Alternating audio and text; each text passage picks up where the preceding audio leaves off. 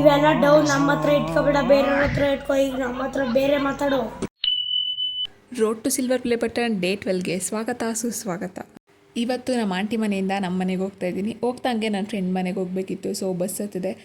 ಕಂಡಕ್ಟರ್ನ ಸರ್ ಕುರ್ಬೂರು ಬಂದಾಗ ಹೇಳಿ ಅಂತ ಅಂದರೆ ಮೂಗೂರು ಸ್ಟಾಪಲ್ಲಿ ಹೋಗ್ಬಿಟ್ಟು ಮೇಡಮ್ ಸಾರಿ ಮೇಡಮ್ ನಾವು ಮುಂದೆ ಬಂದ್ಬಿಟ್ಟಿದ್ದೀವಿ ಅನ್ನೋದ.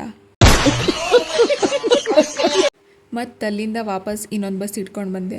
ಯಾಕೋ ನೆನ್ನೆಯಿಂದ ನನ್ನ ನಸೀಬೇ ಸರಿಗಿಲ್ಲ ಅಂತ ಅನಿಸುತ್ತೆ. ಇವನು ನನ್ನ ಫ್ರೆಂಡ್ ಅತ್ತೆ ಮಗ.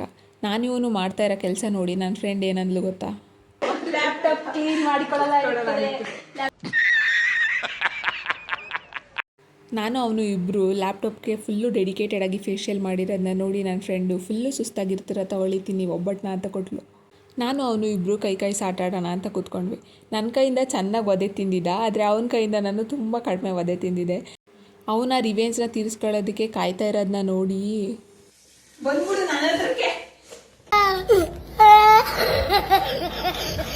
ಇವನು ಹಾಕಿದ ಆವಾಜ್ಗೆ ಚಾಟ್ ಜಿಪಿಟಿನೇ ಸೈಲೆಂಟ್ ಆಗೋಯ್ತು.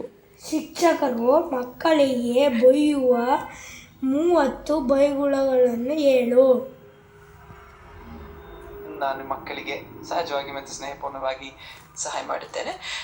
ಇವೆಲ್ಲ ಡೌ ನಮ್ಮ ಹತ್ರ ಇಟ್ಕೊಬೇಡ, ಬೇರೆಯವ್ರ ಹತ್ರ ಇಟ್ಕೋ. ಈಗ ನಮ್ಮ ಹತ್ರ ಬೇರೆ ಮಾತಾಡು. ಹೇಳೋಕ್ಕೆ ಉತ್ತರ ಕೊಡು ಅಷ್ಟೇ. ಅಲ್ಲಿಂದ ನಮ್ಮ ಮನೆಗೆ ಹೊರಟೆ.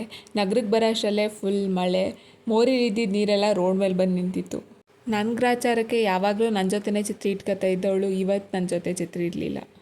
ಇವತ್ತಿಗಿಷ್ಟೇ ಕತೆ. ಮತ್ತೆ ಸಿಗ್ತೀನಿ ಡೇ 13 ಜೊತೆ. ಅಲ್ಲಿವರೆಗೂ miss my till next video. ಜೈ ಮೊದಕ್ವಾಲ, ಟಾಟಾ ಬಾಯ್.